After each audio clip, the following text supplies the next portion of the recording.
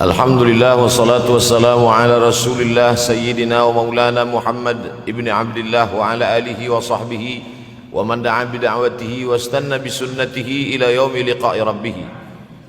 Man shalla subha fi jama'atin, siapa yang salat subuh berjamaah, fa ka'annama shalla al-laila kullah, maka dia sama seperti salat sepanjang malam. Man shalla subha fi jama'atin, siapa yang salat subuh berjamaah, kana fi zimmatillah, maka dia sentiasa dalam lindungan Allah Subhanahu wa taala. Man shalla subha fi jama'atin, siapa yang salat subuh berjamaah, summa qa'ada yadhkurullah, selepas itu dia tetap duduk di masjid berzikir dengan Allah hatta tatlu'a syamsu, sampai terbit matahari. Summa yusalli rak'ataini, kemudian dia salat sunat 2 rakaat, salat sunat isyraq. Kanat lahu ka'ajri hajjatin wa umrah, dia dapat pahala seperti haji dan umrah, tamah, sempurna. Hadis riwayat Imam At-Tirmidzi, hadisnya hadisun hasan. Mudah-mudahan kita istiqamah salat subuh berjamaah. Saya dimaklumkan katanya masjid kita yang cantik dan indah ini setiap subuh memanglah ramai seperti ini. Betul? Insya Allah. Tajuk kita fitnah akhir zaman. Fitnah bahasa Melayu artinya tuduhan tak ada bukti. Tohmah sebenarnya. Fitnah dalam bahasa Arab, coba kita tengok dalam Al-Quran. A'udzubillahi minasyaitonir rajim. Wattaqu fitnah alladzi la tusibanna alladzina zalamu minkum khassah. Takutlah kamu kepada fitnah yang dia tidak akan menimpa kepada kamu yang zalim-zalim saja. Makna fitnah dalam ayat ini bukan fitnah tuduhan tanpa bukti tohmah. Fitnah dalam ayat ini artinya seksa, azab. Lalu kemudian dalam ayat Al-Quran yang lain pula disebutkan Allah Subhanahu wa taala, laisa 'alaikum junahun an taqsuru minas salati in khiftum ay yaftinakumul ladzina kafaru. Kamu boleh mengqasar salat kalau kamu takut terkena fitnah. Kamu boleh mengqasar salat ketika dalam keadaan musafir, perjalanan panjang, takut diseksa oleh orang kafir musyrik. Kamu boleh mengqasar salat supaya jangan terlalu lama berhenti dikejar musuh. Maka yang 4 rakaat boleh kamu buat 2 rakaat. Fitnah di situ maknanya bukan tuduhan tanpa bukti, tapi makna fitnah adalah seksa. Maka tajuk kita fitnah akhir zaman. Makna fitnah di sini bukan tuduh. Al fitnatu asyaddu minal qatl. Fitnah itu lebih kejam daripada pembunuhan. Bukan fitnah menuduh tanpa bukti, tapi maknanya adalah seksa. Orang yang terkena seksa itu lebih menyakitkan daripada dibunuh. Sebab bila dia dibunuh, sekali pancung mati, selesai. Tapi bila dia tersiksa, maka amat sangat menyakitkan. Itulah maka kata ayat Al-Quran, al-fitnatu asyaddu minal qatl. Fitnah lebih kejam daripada pembunuhan, seksa lebih menyakitkan daripada dibunuh. Kalau disuruh pilih seksa apa pilih bunuh? Dua-dua tak nak. Pilih bunuh. Bunuhlah aku. Bila ada orang diseksa, dipotong tangannya, dipotong kakinya, dipotong telinganya, dipotong hidungnya, disuruh pilih nak mana, atau potong kepala sekali. Baiklah potong kepala sekali, sebab dia tak merasakan seksa. Supaya kita faham tentang tajuk kita ini. Tajuk kita adalah fitnah akhir zaman. Jadi makna fitnah di sini bukan tuduhan tanpa bukti, tapi makna fitnah adalah seksa. Akhir zaman. Kalau ada akhir tentu ada awal. Ada setengah kelompok mengatakan dunia ini tiada berawal, tiada berakhir. Kata dia dunia ini qadim, sama seperti Allah Subhanahu wa taala. Kalaulah dunia ini qadim, tentu ada 2 yang qadim, ada 2 yang kekal abadi. Maka orang yang mengatakan alam ini kekal, tiada berawal, tiada berakhir, dia sudah syirik. Syirik maknanya mengatakan ada 2 yang qadim.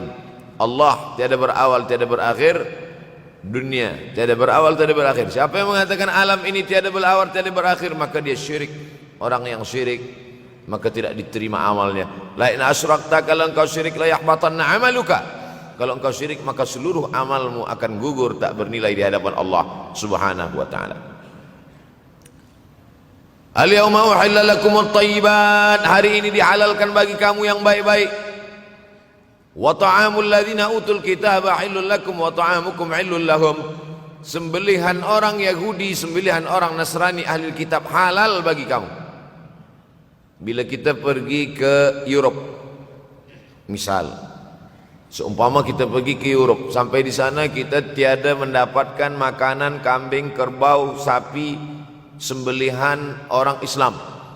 Dulu kata pensyarah saya masa belajar di Maghribi, kata dia dulu ambil master di UK.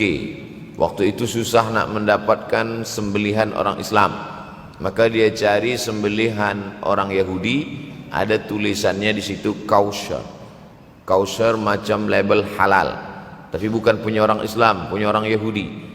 Maka dia ambil daging yang ada tulisan kosher ni, dia potong kecil-kecil, dia masak, dia makan.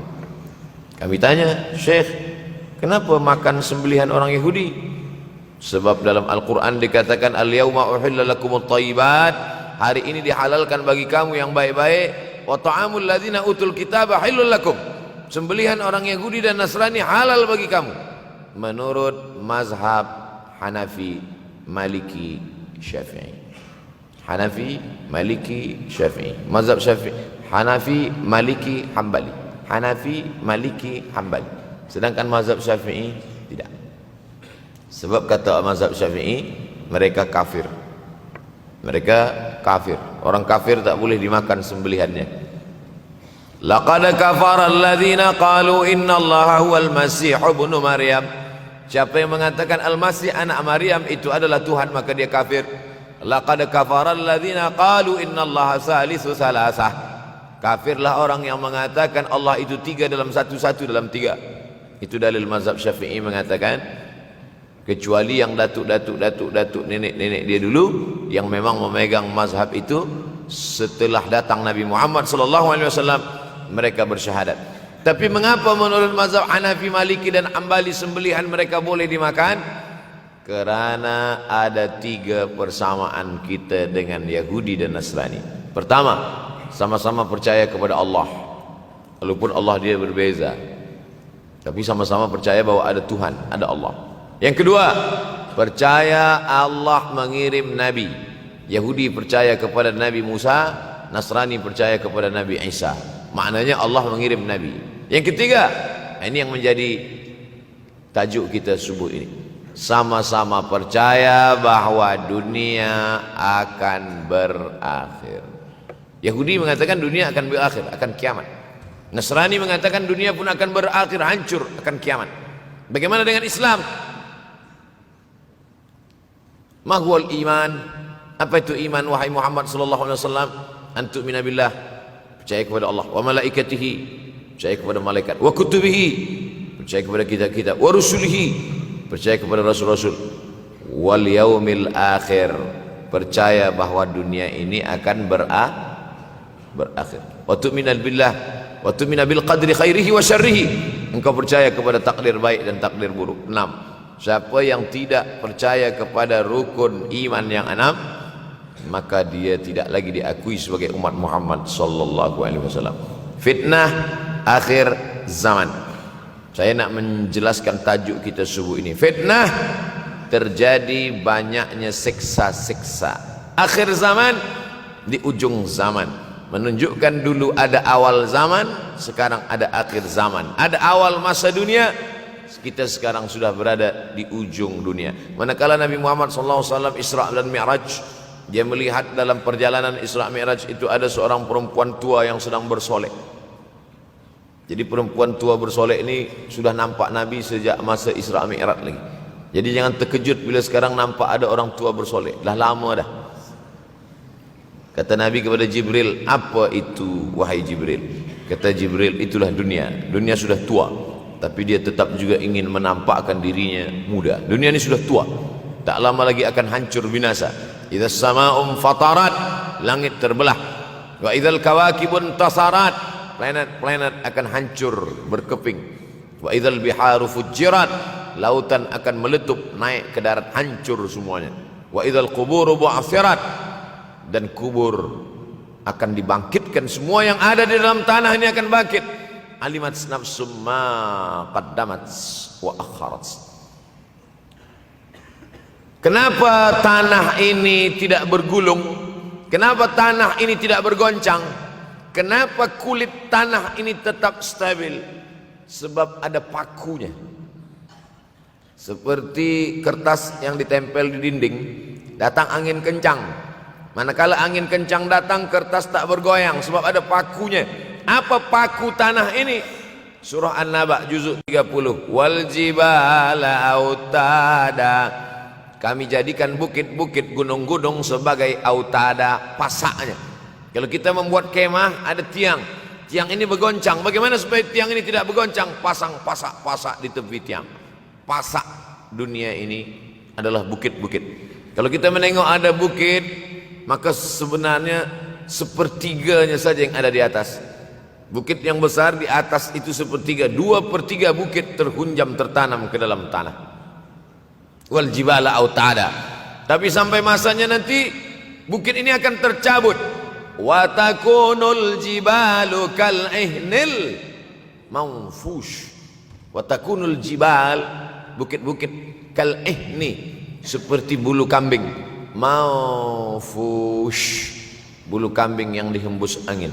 Hebatnya ayat-ayat Al-Quran itu, Allah memilih kata-kata sesuai dengan keadaan. Sembayang malam berat, nak jaga tidur malam berat. Kata berat bangun malam itu mengucapkannya pun berat. Wa minal laili fatahajjad. Tahajjud berat. Sebagaimana beratnya jaga tengah malam, begitu Allah pilihkan kata yang berat. Tahajjud berat. Wa takunul jibalu kal'inil manfush. Wa takunul jibal, bukit-bukit, gunung-gunung yang besar, yang berapi, kal jibal, kal ihni, seperti bulu kambing. Manfush. Nun berjumpa dengan fa, fa mengeluarkan angin, shin pun menghembuskan angin. Ambil bulu kambing, letakkan di tapak tangan, kal ainil manfush. Sebagaimana terbangnya bulu kambing dari tapak tangan yang dihembus angin, begitulah gunung-gunung akan tercabut. Kalau gunung-gunung yang besar, gunung yang dari batu, gunung yang berapi, yang mengeluarkan lahar, itu tercabut dari tanah seperti bulu kambing dihembus angin. Bagaimana agaknya kita nanti? Tak tahu entah macam mana. Macam butiran debu-debu, macam butiran tepung yang dihembus angin kencang. Wataran nasa sukara. Selepas gunung-gunung itu tercabut, lalu tanah ini bergoncang, kau lihat manusia macam mabuk. Wataran nasa sukara. Kau pandang manusia macam mabuk. Wa mahum bisukara. Mereka tidak mabuk. Mereka berjalan bergoncang bukan kerana mabuk. Walakin azaballahi syadid. Kerana azab Allah itu amat sangat kuat. Oleh sebab itu dianjurkan membaca tafsir juzuk 30. Syekh Muhammad Abduh, tafsir Al-Munir, tafsir Al-Manar yang ditulis oleh muridnya. Dia bagi tazkirah saja, dia tak ada menulis. Tapi kemudian muridnya Rashid Ridha menulis. Itulah dia tafsir Al-Manar.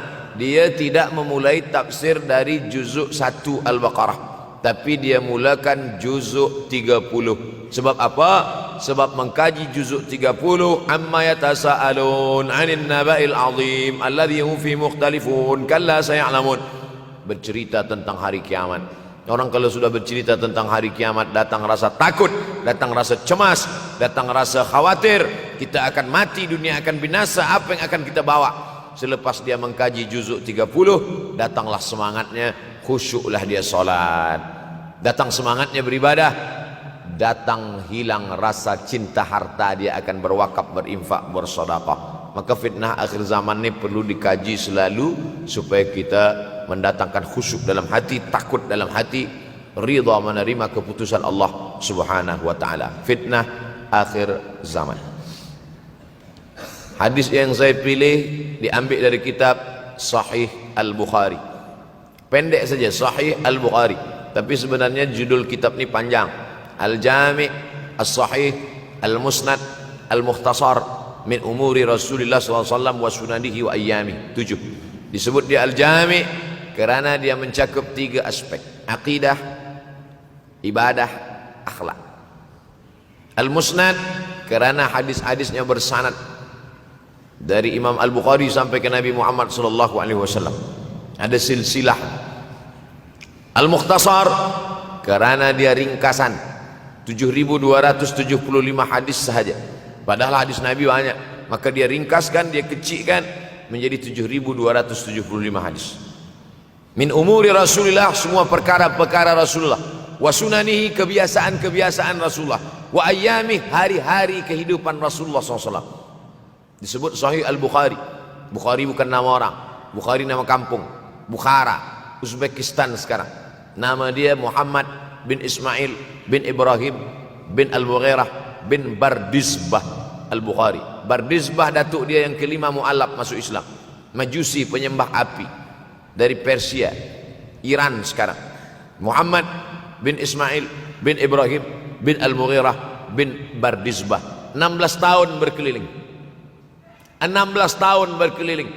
Makkah, Madinah, Syam, Suriah, Mesir, balik, barulah kemudian dia menyampaikan hadis-hadis Rasulullah SAW. 16 tahun belajar hadis, baru dia mengajar hadis. Kita sekarang 16 kali masuk, itu pun ada 2-3 kali tak datang sebab jam. Selepas itu nak mencuba mengajar hadis dan berkata, kalau Bukhari mengajar hadis, aku pun boleh mengajar hadis. Bukhari makan, aku makan. Bukhari minum, aku minum. Bukhari manusia, aku manusia. Bukhari mengajar hadis, aku mengajar hadis. Betul, tapi Bukhari mengajar hadis dari kepalanya. Kita mengajar hadis dari laptop. Mati laptop, hilang hadis. Oleh sebab itu maka Imam Al-Bukhari, Masya Allah, Tabarakallah, berapa hafazan hadis Imam Al-Bukhari? 600,000 hadis, 600,000 hadis. Lalu kemudian dari 600,000 hadis dia buang hadis-hadis dhaif, dia buang hadis-hadis maudhu', akhirnya 300,000 hadis. Dari 300,000 itu dia kecilkan lagi menjadi 7.275 hadis. Itulah yang dikaji oleh umat Islam dari mulai maghribi hinggalah ke semenanjung Melayu. Mudah-mudahan anak cucu kita ada yang menghafaz dan mengajarkan hadis-hadis Sahih Al-Bukhari, insyaallah. Diambil dari kita, diambil dari bab zuhurul fitan. Zuhur muncul, tampak, datang. Fitan jamak dari kata fitnah. Fitnah 1, 2 fitnatan, 3 fitan. Diriwayatkan dari as-sahabi al-jalil, sahabat yang mulia bernama Abdurrahman, ayahnya Sakhar, kampungnya Dus. Nama lengkapnya Abdurrahman bin Sakhar ad-Dusi. Kerana selalu membawa kucing dipanggil Abu Hurairah. Nabi memanggil dia, ya Abahir, wahai bapak kucing. Ya Abahir, wahai engkau orang yang selalu membawa kucing. Hatinya lembut, tak sampai hati dia menengok ada kucing tak makan, dia bagi makan. Abu Hurairah radhiyallahu anhu. Apa kata Abu Hurairah radhiyallahu anhu? Aku mendengar Nabi SAW bersabda, di antara tanda-tanda dekatnya hari kiamat itu adalah, dalam hadis ini ada 5. Yang pertama, yataqarabuz zaman. Zaman, masa, waktu makin pendek, makin singkat, makin tak terasa. Dulu nampak budak-budak, sekarang sudah jadi mak budak-budak. Dulu nampaknya lama zaman masa ini, sekarang cepat saja. Dari pagi ke petang, petang ke pagi, pagi ke petang, petang ke pagi. Bahkan sekarang ada pula orang yang tak tahu petang, tak tahu pagi. Pagi tidur, petang tidur. Tak terasa saya ini sudah 8 kali datang ke Kuala Lumpur. Awal-awal sekali 2014, 2015, 16, 17, 18, 19, 20. Sudah kali yang ke-7. Saya datang setahun sekali saja, setiap bulan Februari.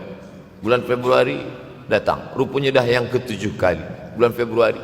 Ini saya bagi tahu supaya kita semua faham.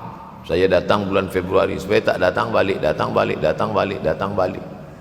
Sekali datang dari tarikh 2 hingga 9. Pusing, pusing, pusing, pusing, balik. Rupanya sudah kali ke-7, ke-8 kali datang menyampaikan tazkirah. Tak terasa. Dulu saya datang kemari belajar di UKM tahun 2003. Sekarang sudah 2020. 17 tahun. Tak terasa. Yataqarabuz zaman. Tanda-tanda kiamat, fitnah akhir zaman sudah dekat adalah yataqarabuz zaman, kata Nabi SAW. Waktu tak terasa, tak terasa dah engkau dah datang aja. Tak terasa waktu begitu cepat, engkau sudah datang saja nak menagih hutang, kata. Orang berhutang ni pun rupanya tak terasa juga orang datang. Yang memberi pinjaman pula terasa lama betul. Apakah beza antara 5 minit dulu dengan 5 minit sekarang? Sama. Apakah beza antara 24 hours, 24 jam dulu dengan 24 jam zaman Nabi dengan 24 jam zaman sekarang? Sama. Tak ada beza. Mataharinya sama, bulannya sama, buminya sama. Yang berkeliling mengelilingi matahari sama. Apa yang membuat berbeza? Apa yang membuat zaman itu yataqarabuz zaman? Ada hal-hal yang membuat kita sibuk. Dulu tak ada google.com, dulu tak ada Facebook, dulu tak ada Twitter, dulu tak ada BBM, dulu tak ada Instagram. Sekarang waktu habis.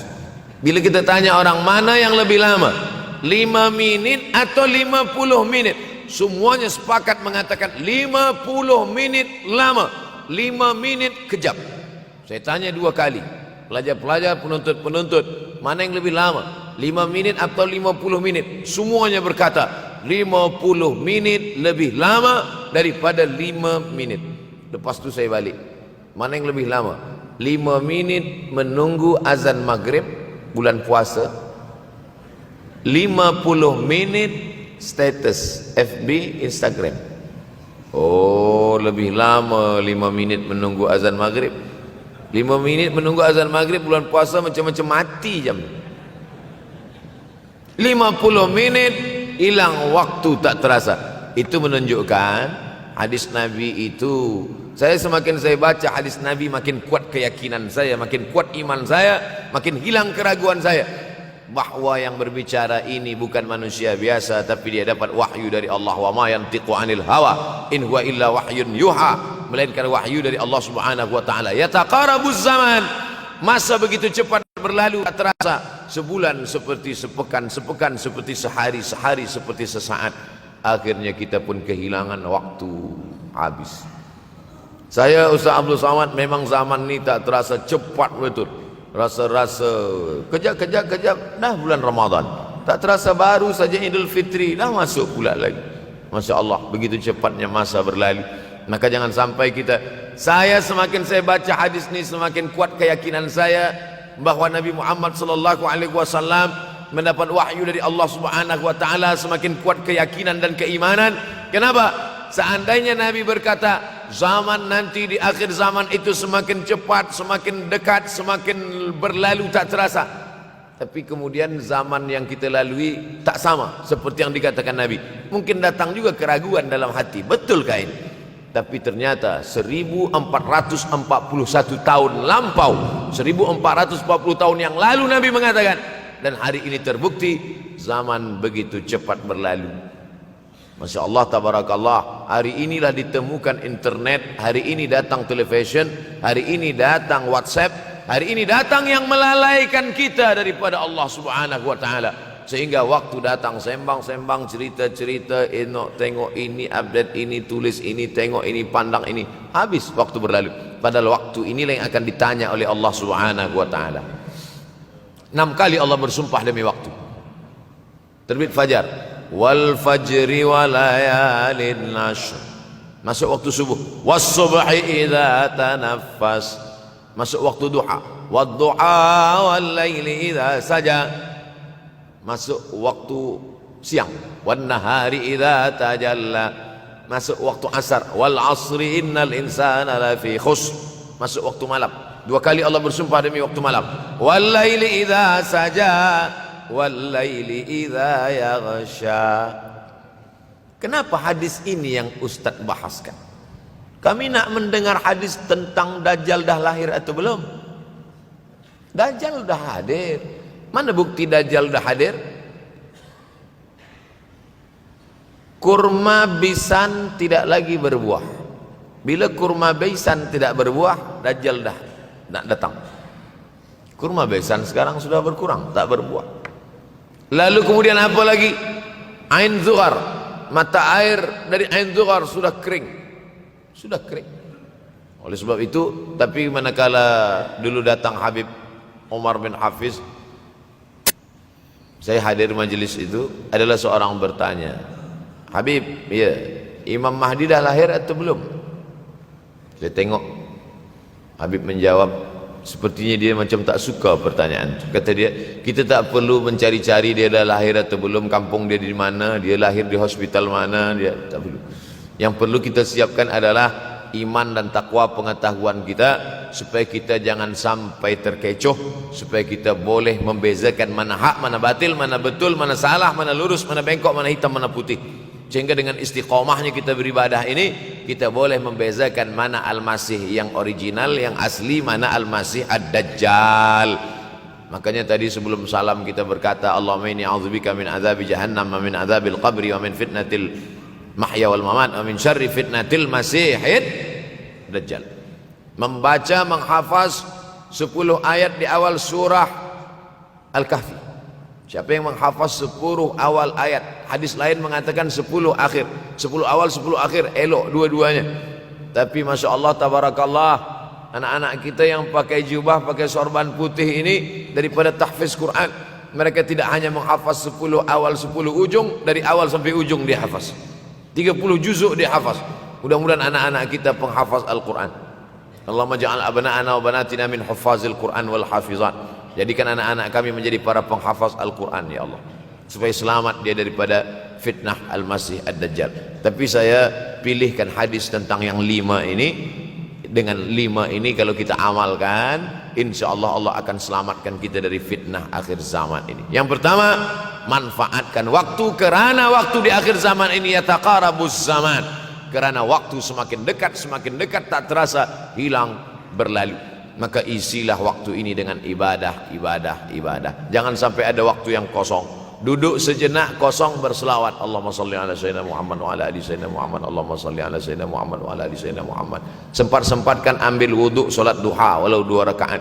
Sempat-sempatkan sebelum tidur malam solat witir 3 rakaat, supaya tidur kita sentiasa dalam wudhu dan kita sempat solat witir. Andai mati kita malam itu, insyaallah mati dalam keadaan husnul khatimah. Usolli sunnatal witri 3 rakaatin lillahi ta'ala. Nanti malam jaga, tidak witir lagi, hanya tahajud saja. Sempat-sempatkan solat tahajud. Elok amat sangat baik solat wudhu 2 rakaat. Usolli sunnatal wudhu raka'ataini lillahi ta'ala. Selepas solat wudhu, solat sunat taubat. Usolli sunatat taubat raka'ataini lillahi ta'ala. Selepas solat sunat taubat, solat sunat hajat. Usolli sunatal hajat. Selepas itu barulah solat sunat tahajud 8 rakaat. Nak tambah lagi 10, 12, 14, elok, tak salah, karena dia tiada batasan. Adakah sahabat Nabi yang melakukan ini? Ada. Qatadah bin Nu'man, dari selepas Isya sampai azan subuh. Imam Ahmad bin Ambal, dari selepas Isya sampai azan subuh. Bahkan mereka menghatamkan Al-Quran dalam tahajud mereka. Maka bahkan ada imam yang disebut dengan As-Sajjad, kerana banyak sujud kepada Allah Subhanahu wa ta'ala. Kerana akhir zaman ini godaan begitu besar. Dulu orang tengah malam tahajud, jam 2 malam, jam 3 malam dia bangun, kerana dia membaca hadis sab'atun yudhilluhumullah. Ada 7 golongan yang mendapatkan naungan Allah, yauma la dhilla illa dhilluh. Hari itu tak ada naungan kecuali naungan Allah. Rajulun, ada seseorang, zakarallah, dia berzikir mengingat Allah, khalian, di tengah malam, tak ada manusia. Fafadat ainahu, menetes air matanya. Maka yang pertama ini, jangan sampai kita kehilangan waktu, kerana waktu, al-waktu kasaif, waktu ini seperti pedang. Illam taqta'hu qata'aka, kalau tidak kau patahkan dia. Kalau kau dapat pedang, patahkan. Sebab kalau tidak kau patahkan, dia yang akan memotong engkau, mematahkan tulang-tulang engkau. Waktu ini kalau tidak kita manfaatkan, kita akan ditanya tentang waktu, kemana saja waktu yang sudah kau pakai. Inna sam'a, pendengaran, wal basar, penglihatan, wal fuad, hati, kullu ulaika kana anhu mas'ula. Semua akan disoal, semua akan diminta tanggung jawab di hadapan Allah. Kemana waktu yang sudah aku bagi dulu engkau pakai? Yang pertama nanti ditanya, la tazulu qadama 'abdin yaumal qiyamah. Kaki anak Adam tidak akan bergeser, tidak akan beralih dari tempat tegaknya pada hari kiamat, hatta yus'al, sampai dia disoal, sampai dia ditanya. La tus'alunna yauma idzin 'anin na'im. Banyak yang akan ditanya nanti. Tapi Nabi bagi tahu, di antara yang akan ditanya dari sekian banyak nikmat itu 4. Yang pertama, an umrihi fima afnah. Umur kemana engkau habiskan? Hari ini ada anak-anak muda belia umurnya 17 tahun. 17 tahun habis menghafaz Al-Quran. 17 tahun habis iktikaf dalam masjid. 17 tahun habis berzikir, berjubah, bersorban, mengabdikan ilmu, berkhidmat kepada ulama. 17 tahun habis. Tapi ada pula yang dibalik, 71 tahun habis. Rumah, office, kopi, rumah, office, kopi, rumah, office, kopi, batuk, mati, habis. Apa yang dapat kita bawa menghadap Allah SWT? Yang pertama, yataqarabuz zaman. Yang kedua adalah wa yanqusul ilmu. Ilmu semakin berkurang. Kalau sudah ilmu berkurang, apa yang bertambah? Jahil. Kalau ilmu bertambah, jahil berkurang. Kalau ilmu berkurang, jahil bertambah. Mana ada orang jahil cakapnya didengar orang? Saya dulu awal-awal membaca hadis ini, wa yanqusul ilmu berkurang, jahil bertambah. Rasanya tak mungkin, tak logik, tak masuk akal. Mana ada orang tak berilmu cakap dia didengar? Sekarang baru saya faham. Dulu orang tak berilmu ditinggalkan orang. Sekarang orang tak berilmu asal dia pandai berbicara, dia akan didengar orang. Bahkan orang jahil pula punya channel. Apa namanya? Jahil.com. Orang jahil punya channel. Banyak pula follower dia daripada follower kita. Banyak pula viewer dia daripada viewer kita. Sebab apa? Sebab yang menyaksikan tiada berilmu, yang berbicara tiada ilmu. Oleh sebab itu maka kita galakkan menuntut ilmu di majlis-majlis ilmu. Untuk apa Abdul Somad sudah berumur 43 tahun pun masih pergi juga lagi ke Sudan belajar? Apa yang nak dicari ini? Tak lain tak bukan, mudah-mudahan kita termasuk orang yang sampai akhir hidupnya mencari ilmu, insyaAllah. Saya datang kemari bukan niat mengajarkan ilmu. Saya datang ke Malaysia tetap niatnya belajar mencari ilmu. Man salaka tariqan, siapa yang melangkahkan kaki melalui suatu jalan, yaltamisu fihi ilman, siapa yang melalui suatu jalan niatnya untuk mencari ilmu, sahalallahu lahu bihi tariqan ilal jannah, dimudahkan Allah jalannya menuju surga. Innallaha la yantazi'ul ilma intiza'an. Innallaha la yanzi'ul ilma intiza'an. Allah kalau mencabut ilmu, bukan macam mencabut pokok kayu dari tanah. La yantazi'ul ilmu intiza'an. Allah tidak mencabut ilmu macam mencabut pokok kayu dari tanah hingga ke akarnya, enggak. Lalu bagaimana ilmu ini dicabut? Biqabdil ulama. Dengan matinya ulama, maka habislah ilmu. Meninggal Imam Syafi'i, berkurang ilmu. Meninggal Imam Nawawi, berkurang ilmu. Meninggal Imam Fulan, berkurang ilmu. Maka yang hadir adalah al-juhala.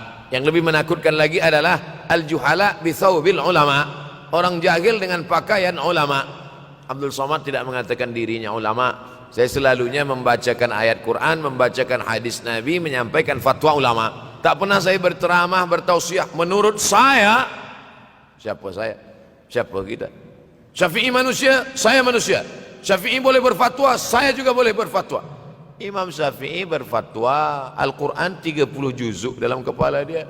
Kita juzuk 30 pun kadang-kadang hilang. Imam Syafi'i balik dari masjid ke rumah, dia tutup telinga. Datang orang bertanya, Syafi'i, ya, kenapa engkau tutup telinga? Sebab bila aku dengar dari masjid ke rumah, semua yang aku dengar masuk tu semua aku ingat. Aku takut dia ingat di dalam, maka aku tutup. Kita yang saya sampaikan tadi pun tak ingat. Oh, Ustaz mengejek kami, enggak. Jangankan yang mendengarkan, yang bercakap pun tak ingat. Nasib baik datang orang Jepun mengingatkan kita. Nah, ini nama dia Sony. Manusia ini lupa. Oleh sebab itu maka yang kedua akhir zaman, wa yanqusul ilmu makin kurang. Maka bersyukur anak-anak yang dimasukkan ke rumah tahfiz. Kalau ada rumah tahfiz di kampung biasa, kalau ada rumah tahfiz di desa, dusun biasa, tapi ada tahfiz di tengah kota besar Kuala Lumpur, masih ada lagi rumah tahfiz Quran. Siapa yang mewakafkan rumah tahfiz? Siapa yang memberikan beras? Siapa yang memberikan duit? siapa yang memberikan belanja, siapa yang mengirimkan ustaz. Masya Allah, tabarakallah. Maka ini semua mudah-mudahan kita istiqamah semuanya insyaallah. Supaya apa? Supaya lahirlah anak-anak kita yang alim, berilmu. Karena ini makin banyak orang jahil, alftau bi ghairi ilmin, memberikan tazkirah fatwa tanpa ilmu, dhalla wa adalla, dhallu wa adallu, sesat, menyesatkan. Kalau setakat sesat saja, ini sudahlah sesat, menyesatkan. Na'udzubillah. Masuk yang ketiga. Yang ketiga adalah wa yanqusul ilmu, setelah habisnya ilmu-ilmu ini semua dicabut oleh Allah Subhanahu wa taala, lalu kemudian setelah ilmu dicabut Allah Subhanahu wa taala, wa yulqas syuh. Wa may yuqashuh, sin dengan hak kecil. Wa may yuqashuha nafsihi fa ulaika humul muflihun. Siapa yang selamat daripada sifat syuh, itulah orang yang beruntung. Hayya 'alal falah, mari kita menuju keberuntungan, kemenangan. Siapa orang yang menang? Selamat daripada sifat syuh. Ada orang menerjemahkan syuh ini pelit, bakhil. Bakhil ada yang lebih parah daripada bakhil. Syuh. Bakhil tidak ingin memberikan uangnya untuk orang lain. Itu bakhil. Dia ada uang 10 ringgit, uang itu hanya dia makan saja, dia tak mau walaupun setengah sen kepada orang lain. Itu namanya bakhil. Kalau syuh ini, duit dia simpan, duit orang pula dia makan. Nah itu syuh. Jadi lebih parah lagi. Oleh sebab itu kalau sudah ilmu ini dicabut, orang menjadi jahil, maka datang penyakit syuh yang ketiga. Apa itu syuh? Hubbud dunya, hubbul mal, wa tuhibbul mala hubban jamma. Engkau sayang kepada harta amat sangat sayang. Dia pegang semuanya sampai tak meleleh, tak menetes walaupun satu tetes. Akhirnya mereka inilah pendusta-pendusta agama. Ara'aital ladzi yukadzibu biddin, tahukah kamu siapa itu yang mendustakan agama? Fadzalikal ladzi yad'ul yatim, mereka itu yang membiarkan anak yatim. Wala yahuddu ala ta'amil miskin, dia tidak mempedulikan makanan orang miskin. Sebab apa? Bukan sebab tak ada harta, sebab syuh. Kenapa syuh? Sebab tak ada ilmu. Tak ada ilmu tentang akhirat. Dia pegang, dia simpan, mati, habis. Yang dia bawa hanyalah 1, 2, 3 helai kain kafan saja. Itulah mengapa Sultan Turki, Sultan Muhammad Al-Fatih, Sultan Abdul Hamid, coba tengok gambar Sultan Muhammad Al-Fatih, Sultan Abdul Hamid Turki dulu. Sorban dia besar-besar. Saya dulu terkejut, lama saya tengok, kenapa sorban orang Turki ini besar-besar. Lama-lama saya baca, rupanya sorban orang Turki itu kain kafan. Tuan-tuan balik dari sini beli kain kafan 2 meter, ikatkan kepala, bawa sembahyang supaya ingat mati. Bolehkah menyiapkan kain kafan? Baca kitab Tambihul Mughtarrin, peringatan bagi orang-orang yang tertipu. Di situ ditunjukkan banyak ulama, bahkan mereka menggali tanah di dalam rumahnya. Malam-malam dia tahajud, selepas tahajud dia duduk di dalam tanah itu supaya terasa bagaimana rasanya mati. Gali tanah 2 meter, masuk ke dalam. Tapi kalau nak buat itu kita saja dengan Allah. Jangan pula, banyak juga orang sekarang udah gali tanah masuk ke dalam, streaming pula. Hai guys, nak rasakan mata? Mana boleh terasa? Kita saja masuk ke dalam, rasakan macam mana rasa. Sebab kalau cakap saja, marilah kita ingat mati, takutlah kita pada mati, kita tak tahu bagaimana rasa mati.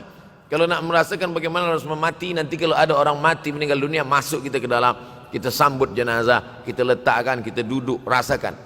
Ketika Fatimah meninggal, Fatimah emak Sayyidina Ali meninggal, Nabi masuk ke liang lahat. Masuk Nabi ke liang lahat, Nabi berdoa di dalam. Ketika Utsman bin Maz'un meninggal, Nabi masuk ke dalam, Nabi pegang jenazah Utsman bin Maz'un, meleleh air mata Nabi turun ke misai, turun ke janggutnya, turun menetes sampai ke bawah. Merasakan bagaimana rasanya di dalam. Dulu saya pernah berjumpa dengan seorang pemuda, telinga dia pakai anting subang, Lalu kemudian saya tengok banyak tato dia. Saya tanya, macam mana cerita awak bertaubat dulu? Mak saya meninggal, Ustaz Abdul Somad. Lepas tu saya tegak di tepi kubur. Macam ada yang menolak saya dari belakang, masuk saya ke dalam. Masa masuk itulah terasa sejuk di kaki, datang rasa takut saya. Makanya kalau ada orang yang sudah kita bagi tazkirah, bagi nasihat tak juga, nanti ada orang meninggal, bawa dia agak dekat, senggolkan sikit, jatuh. Gitu caranya supaya kita terasa mati ini, supaya apa? Hilangkan penyakit syuh, cinta harta, takut mati, dan membuat kita menjadi bakhil, pelit. Na'udzubillah. Yang keempat, wa tazharul fitan.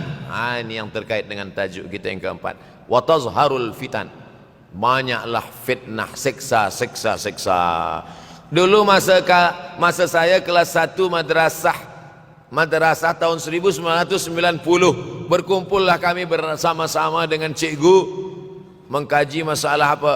Masalah Bosnia Herzegovina, mengamuk Slobodan Milosevic, menghancurkan umat Islam di Bosnia.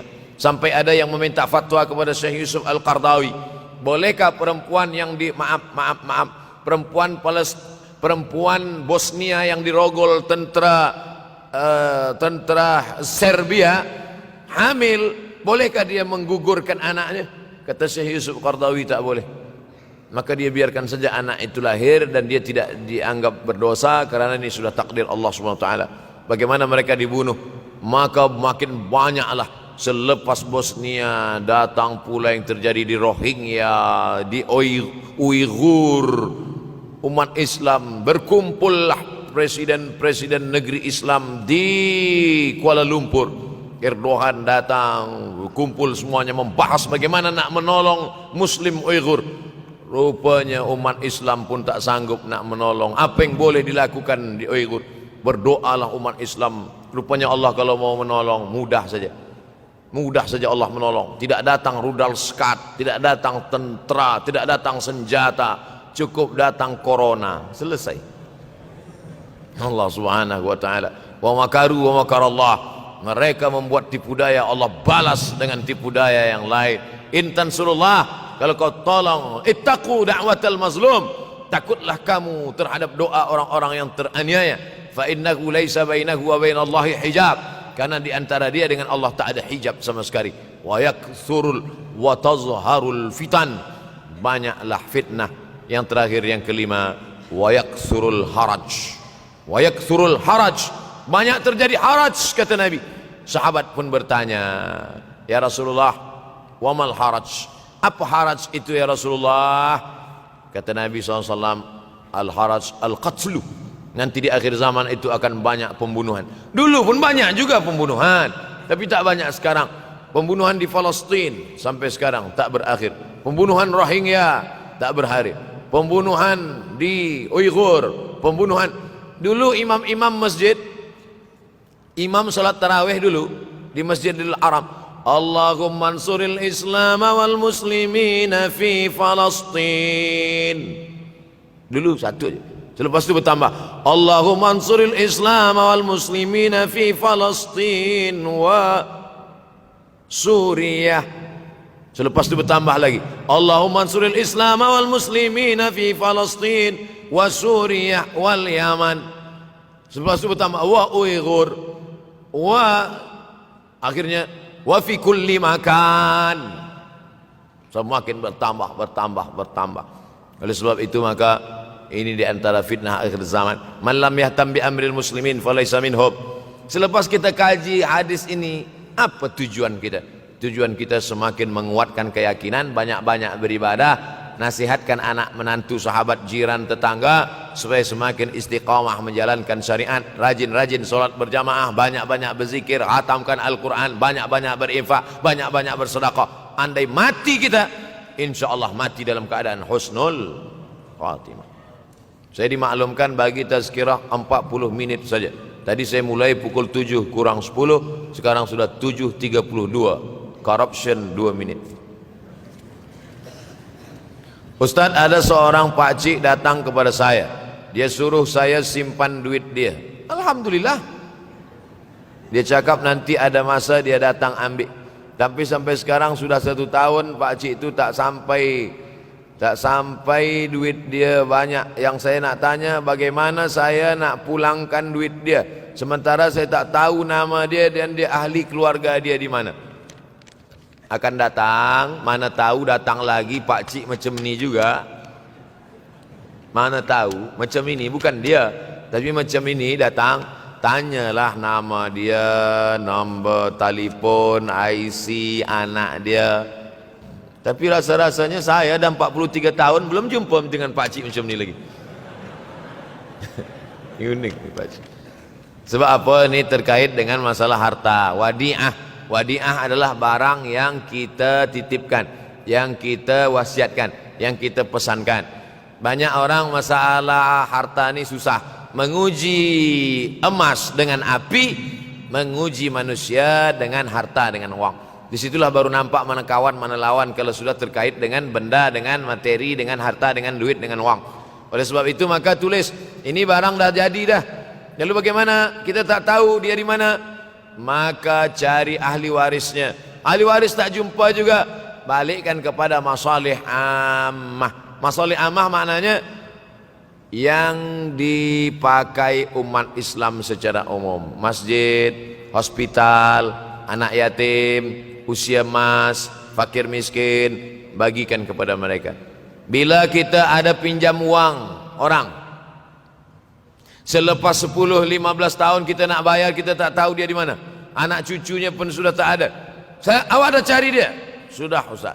Kamu dah cari anak menantu dia? Sudah. Di mana kamu cari?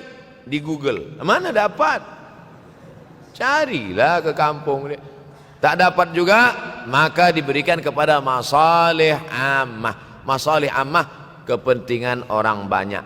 Kepentingan orang banyak, masjid, hospital, anak yatim, fakir miskin, orang banyak. Boleh ke saya bagi ke tahfiz? Boleh. Sebab tahfiz juga masalih ammah, orang banyak. Saya Fulan bin Fulan. Sekarang sudah terjadi banyak tanda-tanda kiamat kecil. Apakah antara tanda-tanda kiamat besar dan amalan yang boleh? Di antara tanda kiamat besar, datangnya Al-Mahdi, datangnya Al-Masih Dajjal, turunnya Isa Al-Masih, keluarnya binatang yang berbicara kepada manusia, terbitnya matahari dari barat. Tanda-tanda besar. Kita tidak disuruh mencari-cari, menunggu-nunggu, menengok-nengok. Allah Ta'ala bagi tahu itu, Nabi bagi tahu itu supaya kita siap-siap. Kalau kita dibagi tahu kamu akan mati, Abdul Somad kamu akan mati, bukan saya nak cari-cari bila saya mati, lalu kemudian saya datang ke doktor, doktor tolong cek jantung saya, kira-kira tahun berapa saya mati. Bukan. Bila kita dibagi tahu kamu akan mati, maka yang perlu kita siapkan adalah bekal untuk mati. Begitu juga dengan kiamat ini. Dunia akan kiamat. Bukan kita cari tahu bila kiamat akan terjadi, tapi maknanya kita siapkan bahwa rumah kita yang besar akan hancur, bahwa kereta kita yang cantik akan hancur, bahwa kita pun akan hancur dimakan cacing tanah. Maka siapkanlah bekal untuk menghadap hari kiamat. Itu maknanya. Yas'alunaka 'anis sa'ati ayyana mursaha. Mereka bertanya kepadamu bila hari kiamat. Qul la ya'lamuha illahu. Yang tahu hanya Allah sahaja. Manakala Nabi sedang sampaikan tazkirah, ada seorang bertanya, "Ya Rasulullah, mata sa'ah? Bila terjadi hari kiamat?" Nabi tak ada jawab. Nabi tanya balik, "Ma'adatalaha?" Nabi tak jawab. "Ma'adatalaha?" Apa yang kamu siapkan untuk menyambut hari kiamat itu? Apa jawab dia? "Hubbullah wa rasul. Hubbullahi wa rasulih." Aku cinta kepada Allah dan Rasulullah. Kata Nabi SAW, cintamu kepada Allah dan Rasulullah SAW sudah menyelamatkanmu. Maka yang perlu dari pertanyaan jamaah kepada Nabi itu menunjukkan apa yang sudah kita siapkan untuk menghadapi hari kiamat. Ustaz Abdul Somad, saya nak bertanya, kita akan jumpa bulan Rajab dan Sya'ban. Puasa sunat apa saja yang dikerjakan di bulan Rajab dan Sya'ban?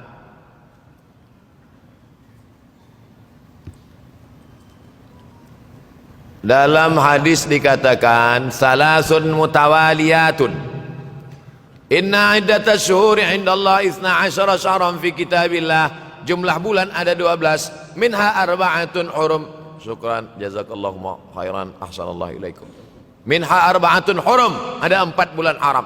4 bulan haram maknanya 4 bulan mulia kita disuruh beribadah. Ibadah yang paling elok adalah puasa sunat.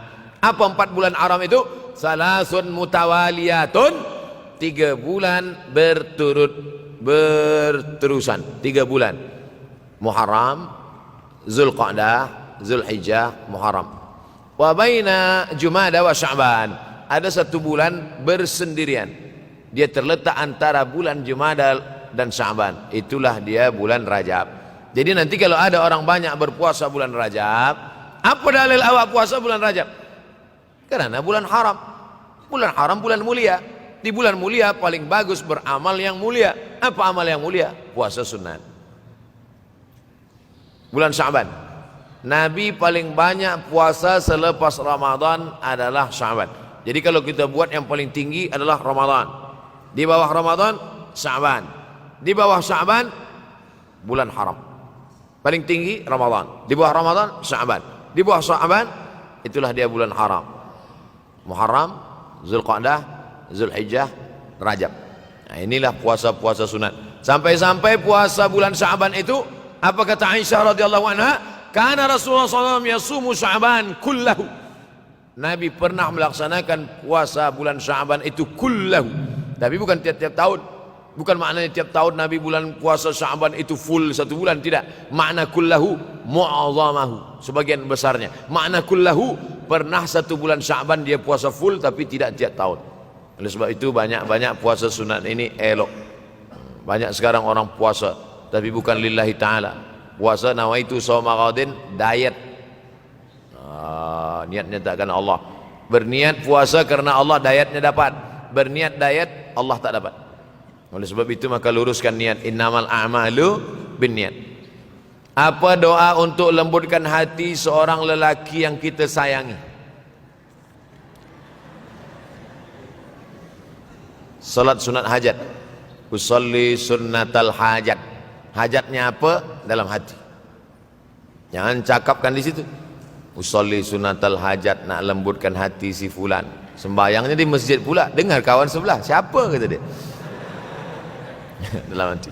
Allahu Akbar. Selepas itu di sujud terakhir. Aqrabu ma yakunul abdu min rabbih wa huwa sajid. Seorang hamba paling dekat dengan Allah manakala dia bersujud. Di sujud terakhir itulah doakan. Ya Allah, lembutkanlah hati si fulan. Ya muqallibal qulub. Bolehkah kita berdoa menyebut nama? Boleh. Ada hadis Nabi doa menyebut nama? Ada.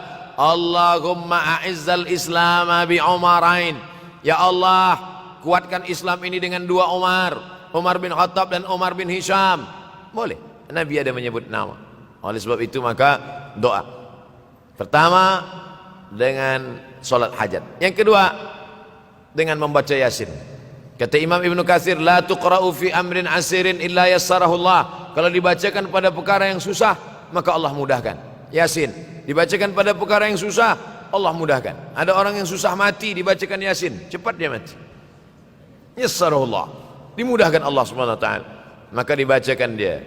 Selepas membaca surah Yasin itu membaca doa. Allahumma inni as'aluka bihaqqi Yasin. Aku memohon kepada engkau dengan kemuliaan surat Yasin ini, tunaikanlah hajatku. Sebutkan apa hajat. Las. Bagaimana tanggapan Ustaz terhadap budak-budak yang dilarang dalam masjid? Budak-budak terbagi 2. Pertama budak-budak yang memayyiz.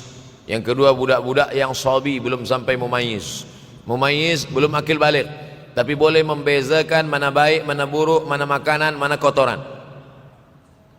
Yang di bawah ni sabi, 1 tahun, 2 tahun, 3 tahun, 4 tahun, itu sabi. Sabi ini tak boleh membezakan. Bila kita suruh dia diam, awal-awal kita katakan gini, diam. Dia pula bagi tahu kita. Ini tak boleh bawa ke masjid.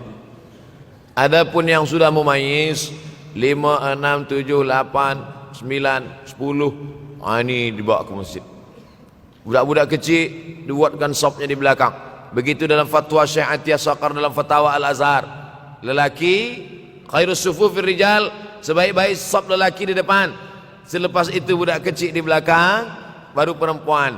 Kenapa budak kecil ini di belakang? Dua alasan. Yang pertama, dia menjadi hijab dinding antara perempuan dengan lelaki. Yang kedua, sebab banyak budak kecil ini yang wuduknya rosak. Sebab apa? Sebab dia belum berkhitan. Maka di ujung kulfah ada najis.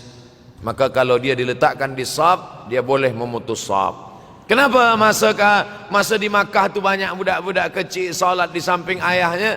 Tak sama budak kecil di sana, budak kecil sini. Budak kecil sana 7 hari khitan. Tempat kita tak tahu di Malaysia. Tempat kami di Sumatera pun beza dengan di Jawa. Di Jawa budak kecil khitan. Kami di Sumatera budak kecil macam cuti sekolah umur 10 tahun baru khitan. Itu pun banyak juga tak khitan. Yang lain khitan dia lari pula. Oleh sebab itu maka yang belum berkhitan itu ada najis di ujung, atau dia sudah berkhitan tapi wuduk dia tak sempurna. Oleh sebab itu budak-budak kecil dibawa ke masjid. Kalau dia sudah boleh ditegah, boleh membezakan, memayis. Budak kecil ini dibagi 3. Yang pertama sabi, belum boleh membezakan mana elok mana tak elok. Selepas itu memayis, sudah boleh membezakan mana elok tak elok, tapi belum lagi akil balik. Selepas itu amrat pakai dal. Amrat maknanya baru saja masuk akil balik. Kalau kita larang budak-budak ni di masjid, kalau ada budak-budak kecil masih berlari-lari, masih menjerit-jerit, bersyukurlah. Maknanya masjid kita 20 tahun akan datang masih tetap ada orang yang solat berjamaah. Tapi kalau di masjid itu ada budak-budak lagi, yang ada tua-tua je, alamat kapal akan tenggelam. Sekarang banyak di masjid ni isinya orang-orang yang udah diintai-intai malaikat maut aja. Nauzubillah. Alhamdulillah masjid kita semua hadir. Budak-budak kecil pun hadir, pemuda-pemuda belia pun hadir. InsyaAllah 20 tahun akan datang masjid ni tetap ramai solat berjamaah. Anak saya pernah ditampar oleh seorang nenek kerana yang sedang solat dia menjerit dan menangis. Oh, mungkin nenek ini darah tinggi. Maka akan datang, jangan letak dia dekat nenek-nenek. Itulah maka saya sebut tadi di belakang. Memang orang-orang tua ni kadang emosional dia tak lagi terkendali menengok. Kadang jangankan menangis, kita menyanyi pun dia tersinggung, apalagi menangis. Oleh sebab itu maka kita jaga. Ada setengah orang tua memang tak suka menengok budak kecil. Ini budak ni pergi balik, kalau tak aku mati dia sipak kata dia. Nauzubillah. Jadi manusia ini kalau sudah 7 ke bawah, 71 ke atas, memang macam-macam akhlak, akal dia sudah dicabut oleh Allah. Mudah-mudahan yang kita inginkan. Makanya ada doa supaya jangan sampai an yuradda ila ardhalil umuri. Jangan sampai aku disampaikan pada usia yang hina. Ada manusia ini usianya hina. Sebab apa usia hina? Wa man nu'ammirhu nunakkishu fil khalqi. Siapa yang kami panjangkan umurnya, kami kurangkan kejadiannya. Sudah sampai pada umur itu berkurang kejadian. Kaki berkurang, mata berkurang, telinga berkurang, dan paling mengkhawatirkan adalah akal pun berkurang. Inilah termasuk akal berkurang. Dia tanpa budak kecil itu sebenarnya umur dia sudah hampir-hampir sama macam budak kecil itu juga. Mudah-mudahan kita diselamatkan daripada usia yang hina ini insyaallah. Di akhir majlis mari kita berdoa kepada Allah supaya kita istiqamah hingga akhir zaman, akhir hayat. Ala hazihi niyyah al-Fatihah. A'udzubillahi minasyaitonir rajim. Bismillahirrahmanirrahim. Alhamdulillahirabbil alamin. Arrahmanir rahim. Maliki yaumiddin. Iyyaka na'budu wa iyyaka nasta'in. Ihdinas siratal mustaqim, siratal ladzina an'amta 'alaihim ghairil maghdubi 'alaihim waladdallin. Amin. Allahumma inna na'udzubika minal hammi wal hazan. Selamatkan kami dari susah hati dan kesulitan. Wa minal ajzi wal kasal. Selamatkan kami dari sifat malas dan lemah. Wal jubni wal bukhul. Selamatkan kami dari sifat penakut dan bakhil. Wa dala'id daini wa ghalabatir rijal. Selamatkan kami dari dililit hutang dan dikuasai orang lain. Allahumma inna na'udzubika min ilmin la yanfa'. Selamatkan kami dari ilmu yang tak bermanfaat. Wa min qalbin la yakhsha'. Jauhkan kami dari hati yang tak takut dan tak khusyuk. Wa min nafsin la tasma'. Jauhkan kami dari nafsu yang tak pernah kenyang. Wa min du'ain la yusma'. Selamatkan kami dari doa yang tak dikabulkan. Allahumma inna na'udzubika min azabil qabri. Selamatkan kami dari azab kubur. Wa min azabi jahannam. selamatkan kami dari azab jahannam, wa min fitnatil mahya wal mamat, selamatkan kami dari fitnah hidup dan mati, wa min syarri fitnatil masiihid dajjal, selamatkan kami dari fitnah al-masih ad-dajjal. Allahumma tahhir qulubana, sucikan hati kami. Allahumma ja'alna minat tawabin, jadikan kami orang yang bertaubat. Waj'alna minal mutatahhirin, jadikan kami orang yang mensucikan hati. Waj'alna min ibadikas salihin, jadikan kami hamba-hambamu yang saleh. Rabbana la tuzigh qulubana, jangan kau palingkan hati kami ba'da idh hadaitana, setelah engkau berikan hidayah kepada kami. Allahumma dzakkirna minhu ma nasina, buat hati kami ini ingat, jangan sampai lalai kepadamu ya Allah. Ya muqallibal qulub, wahai engkau yang membalikkan hati, sabbit qulubana, kokohkan hati kami ala dinik wa ala ta'atik, dalam agamamu, dalam ketaatan kepadamu. Allahumma sabbitna ala al-imani wal islam, kokohkan kami dalam iman dan Islam. Allahumma ja'alna minal ladzina yastami'una al-qawla fattabi'una ahsanah, jadikan kami orang-orang yang mendengarkan nasihat yang baik lalu merubahnya menjadi amal yang baik. Rabbana atina fid dunya hasanatan wa fil akhirati hasanatan wa qina adzabannar. Wa sallallahu ala sayyidina wa maulana Muhammad wa ala alihi wa sahbihi wasallam, walhamdulillahi rabbil alamin. Taqabbalallahu minkum minna wa minkum taqabbal ya karim. Terima kasih segala perhatian, mohon maaf segala kekhilafan. Wassalamualaikum warahmatullahi wabarakatuh.